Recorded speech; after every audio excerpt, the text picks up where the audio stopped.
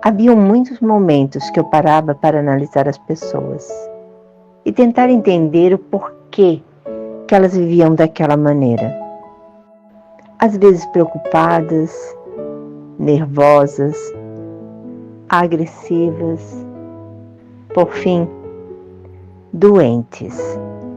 No entanto, elas não adoeciam sozinhas. Também adoeciam pessoas que estavam ao seu redor. Na minha adolescência, eu percebi que as pessoas queriam ser o centro das atenções. Sim, ser grandes, maiores, melhores, ter muito. E para isso acontecer, passavam por cima de tudo e de todos. Não que eu não tivesse o mesmo interesse. Afinal, você estuda, adquire conhecimento para ter uma profissão, com isso adquirir um bem, constituir família, poder sustentá-la. Eu tinha muitos pensamentos futuros enriquecedores. Eu queria ter uma família maravilhosa, envelhecer ao lado do meu esposo, ter muitos filhos, muitos netos, bisnetos e, quem sabe, tataranetos. Eu queria me formar na área da saúde, para poder lidar com as pessoas e curá-las. Se não pudesse curá-las, pelo menos tratá-las, para que aliviassem as suas dores e que elas pudessem viver diferente. E foi nesse período que uma das minhas dores aumentou. Eu me tornei deficiente visual. Então, o que eu enxergava nas pessoas passou a ter mais profundidade na análise. Afinal, eu tinha que preparar o meu coração para saber se essas palavras eram verdadeiras ou maldosas. Como eu era uma jovem cheia de sonhos e a cada dia parecia mais frustrante não alcançá-los, a tristeza veio me abatendo, me acomodando, e com isso eu não via mais um passo à frente. Como dizemos, um palmo à frente do nariz. Como eu não conseguia mais dormir às noites, passei a ouvir rádio, TVs e nas madrugadas haviam apenas pregações. Pastores trazendo testemunhos. E ali eu conheci algo que me fez muito bem. Não. Me fez muitíssimo bem. Eu conheci um Deus que estava presente a todos os momentos, que sabia da minha situação e, melhor, que podia tudo. Eu senti um calor diferente no meu coração e sabia que não estava mais sozinha.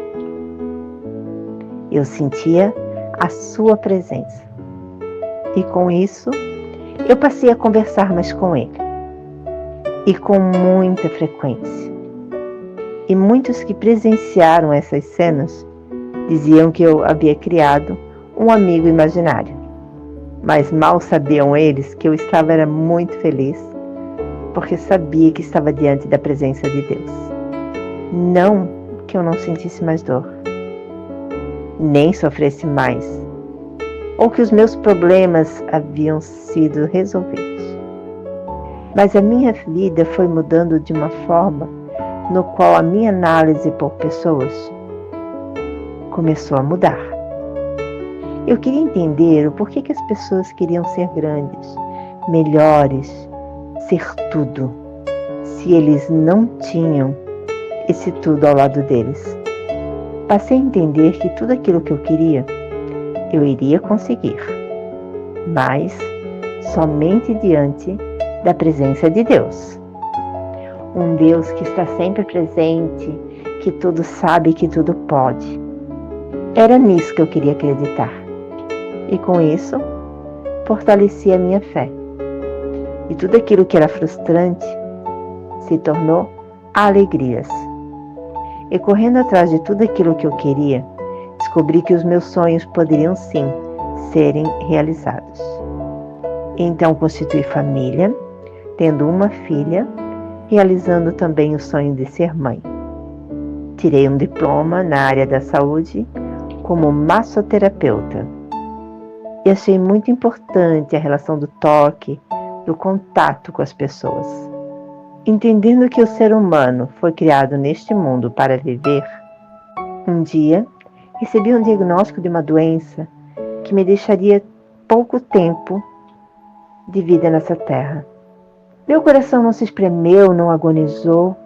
Na verdade, ele queria entender: se tenho pouco tempo, vou aproveitar.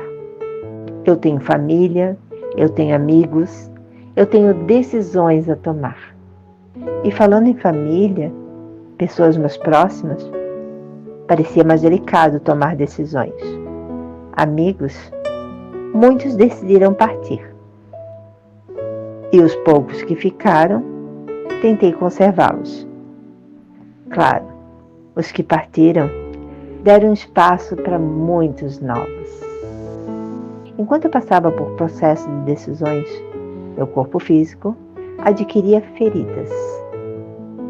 Então a dor se tornava maior. Havendo uma criança de apenas 2 anos dependendo de você, uma mãe querendo cuidar de você, você com nenhuma intenção de se despedir e elas presenciando a sua partida. No entanto, elas estavam ali do meu lado, demonstrando todo o carinho.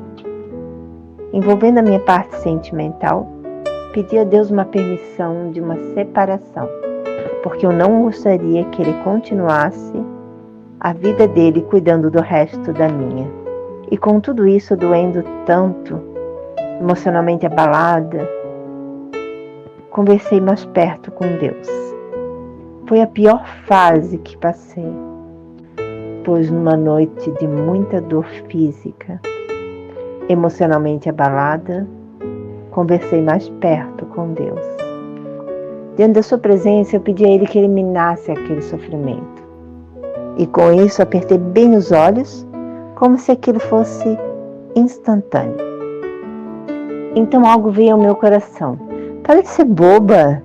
Ele não vai te dar algo que vai contra os princípios dele. Então, em meio a uma risadinha, eu gritei: Senhor, então me mostra a missão.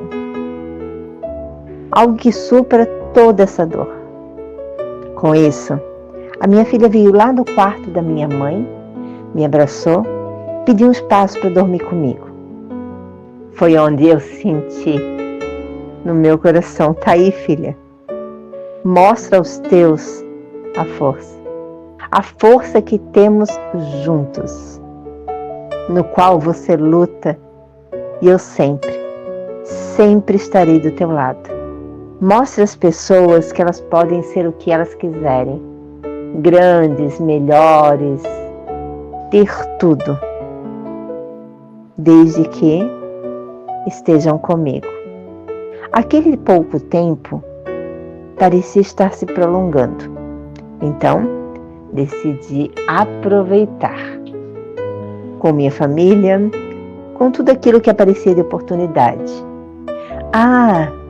Lembra aquela análise? Não parou por aí. Eu conheci um computador e decidi escrever um diário. Então, passei a analisar a minha história. E ela parecia tão boa, tão nítida, transparente, que resolvi transformar em um livro. O Sorriso das Flores foi lançado em 2015. Em meio às fisioterapias, exercícios, no qual deixava o meu corpo mais tranquilo para exercer algumas funções, fui apresentada ao esporte. Claro que eu sempre pensando, concentrada, a modalidade? Xadrez. E posso lhe dizer que foi paixão ao primeiro toque. Passei a participar de campeonatos e com isso adquiri minha coleção de medalhas, troféus, homenagens. Claro que em meio a esse tempo, indas e vindas, muitas infecções, internações, cirurgias, Todas as vezes que eu saía do hospital, bem embaixo do meu diagnóstico estava escrito: este é um milagre. Sim, porque é assim que eu me sinto. Porque lembra que quando recebi o diagnóstico de pouco tempo de vida, minha bebê tinha apenas 2 aninhos? O que não era para eu ver minha filha crescer? Hoje, eu tenho uma neta de 4 anos nos braços. Então, eu sou um milagre. Realmente eu me sinto um milagre. Muitos debatiam comigo dizendo: onde está o seu Deus? Por que ele não te curou, não te colocou de pé, não te devolveu a visão? Não te permitiu ser perfeita? Tá aí o termo, permissão. Eu acredito que Deus permite muitas coisas para que o meu bem-estar seja completo. Mas espera aí, Licélia.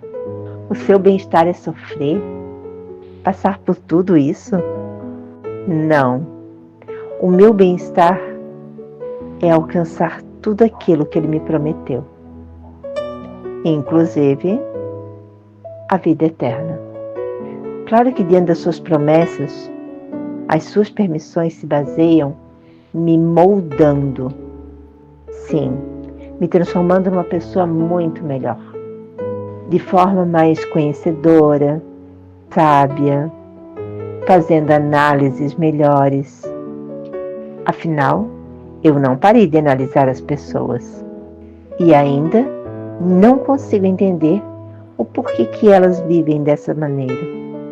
Nervosas, preocupadas, ansiosas, estressadas, violentas, contudo, doentes. E parando muitas vezes para ouvi-las, percebo que as pessoas não pedem, elas querem mandar. Elas não ouvem, somente querem falar. Ocultam muitas vezes suas dores, querendo mostrar apenas a parte feliz.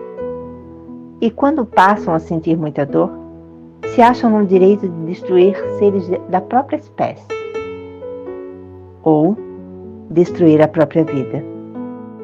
No entanto, eu sou feliz, baseada em princípios.